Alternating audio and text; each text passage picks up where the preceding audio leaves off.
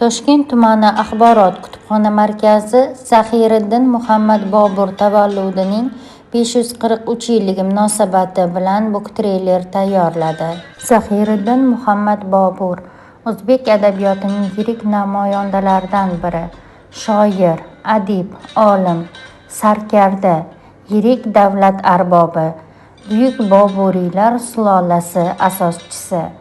Bobur 1483-yili 14-fevralda Andijon shahrida Farg'ona ulusining hokimi Umarshayx Mirzo va asli chingizlardan bo'lgan malika Qutlug' Nigor xonim oilasida dunyoga keladi. Bobur so'zi forsiy tildan babr, ya'ni bars, yo'lbars degan ma'noni bildiradi. Barcha shahzodalar singari Zahiriddin Muhammad Bobur ta'lim va tarbiyani otasining saroyida oladi. 1494-yili Umarshayx Mirzo baxtsiz hodisa tufayli vafot etadi. 12 yoshida Bobur otasining o'rniga taxtga o'tirishga majbur bo'ladi. U hukmdor bo'lgan dastlabki yillarda Temuriylar shahzodalar o'rtasida toju taxt uchun ayovsiz kurash avj oladi. 1519-1525 Hindiston uchun bir necha bor janglar olib boradi. Shu tariqa Bobur Hindistonda o'z hokimiyatiga asos soladi.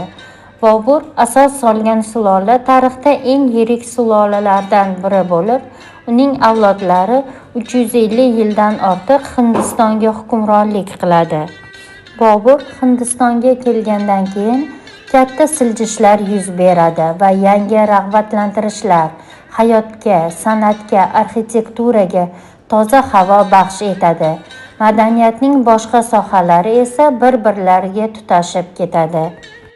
Bobur o'zbek tarixida tom ma'noda yirik shaxs. Uning tarixchi olim, zukko adib va dilbar shoir sifatida qoldirgan adabiy merosi bebahodir. Bobur hukmronlik majburiyatlaridan ortib, yirik asarlar yozishga muvaffaq bo'lgan. Uning lirikasi adabiyotdagi o'ziga xos lirika. Shubhasiz she'riyatning asosiy mavzui vatan sog'inchi bo'lgan. Bobur she'riyatini asosan ishqiy mavzudagi asarlar tashkil etadi.